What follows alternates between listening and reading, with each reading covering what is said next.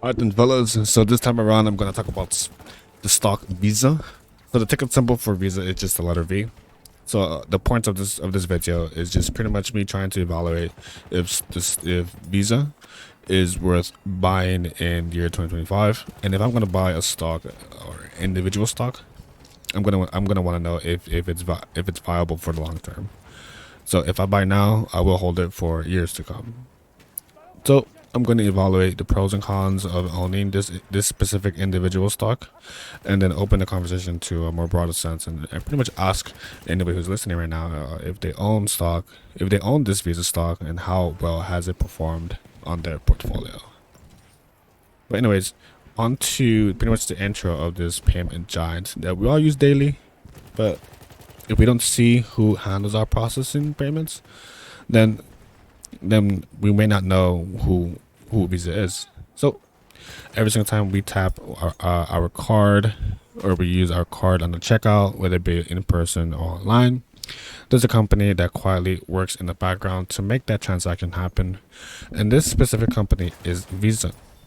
Of course, we also have MasterCard, Discovered, and American Express that does a similar service. But today I'm going to talk about Visa. I've already talked about American Express in an earlier video, so we can go ahead and click on that video whenever we have time. Anyways, Visa isn't a bank. It doesn't issue credit cards. It does not lend money.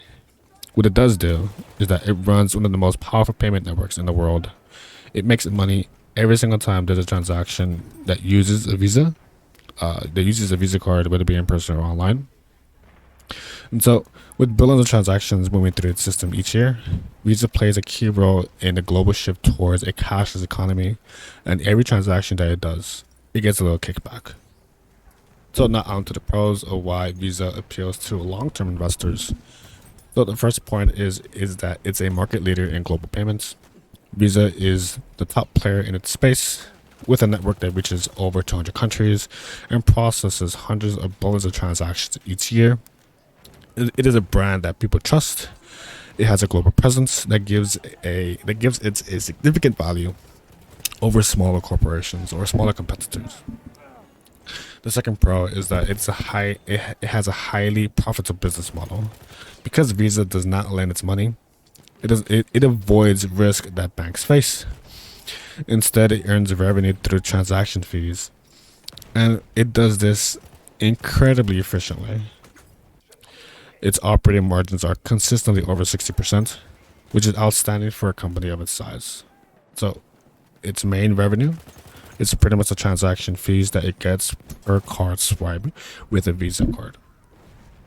The third bullet point that I want to share here is it rides the digital wave payments. So as more people around the world move away from cash and towards digital wallets and the pay to tap technology, it continues to benefit. Even in developing markets, mobile payment adoption is rising, and this opens the floor for future growth for Visa. The fourth pro is that it has a strong financial track record. Visa stock has performed well over the years. It has delivered solid returns. The company has also paid a dividend. Even though it's small, it has grown steadily. And because it buys back some of its shares from its stakeholders, investors that continue to hold these shares enjoy a quick price increase in their stock because there's less shares out there in circulation. So investors get rewarded in multiple ways.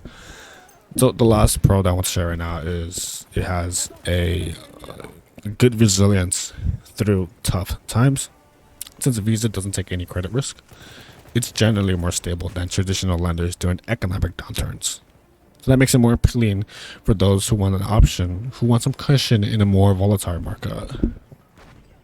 So from the pros, now I'm going to transition onto the cons. So what investors should definitely consider when looking into buying a Visa stock? The first con is that it suffers from a regulatory and legal pressure. Visa has faced scrutiny over the fees it charges businesses to process payments. Governments in the U.S., Europe, and elsewhere have looked into capping these regulating charges capping or regulating these transaction fees that will, in the long run, affect Visa's profits. So, because of its business model, the second point I want to share here is that it's tied to consumer spending. So, while Visa doesn't lend money, it still depends heavily on how much people are spending. So, if there's a slowdown in the economy and customers pull back from their spending, Visa's revenue would take a hit. So, the third con is that it has growing competition from fintech companies. So, companies like PayPal, Square, Apple, and Google are offering new ways to send and receive money. While Visa often partners with these players, there's always a risk that new technology could chip away at its dominance. So the fourth point I want to share here is that it has a high premium evaluation. So Visa tends to trade higher at a price to ratio than the broader market. For some investors, that makes it feel a bit more expensive compared to its competitors, and it may feel more vulnerable if market sentiment shifts or earnings disappoint. So the last con I want to share right now is that it faces a certain market challenge because Visa is already deeply embedded in developed economies like the U.S. and Europe. To keep growing at a strong pace, it'll need to expand to more emerging markets, which can come with political, regulatory, and currency risk. So, shifting away from pros and cons, now I do want to ask the question to everybody here: like, would you consider Visa for your portfolio? Visa isn't a high risk, high reward stock, but that's actually the appeal for a lot of its investors. It is a steady, reliable company sitting at the center of a global shift towards digital payments.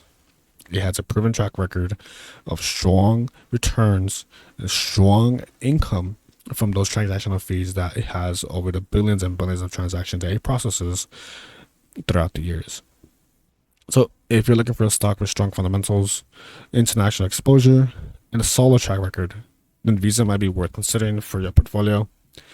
We just have to be sure to weigh the risks, especially around regulation, emerging new fintech companies, which are its competition.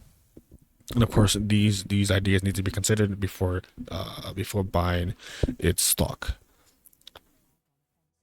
So now I do want to ask everybody here again, what is your take on Visa? Do you think it's definitely a viable stock for the long term to hold? Or do you think a new payment tech could threaten its future and therefore we should invest in those companies instead of Visa?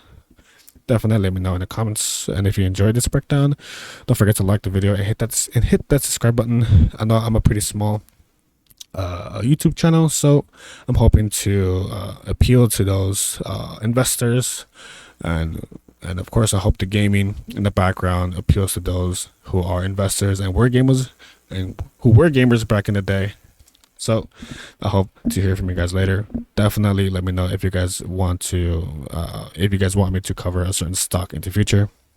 All right, everybody, thanks for watching. Later.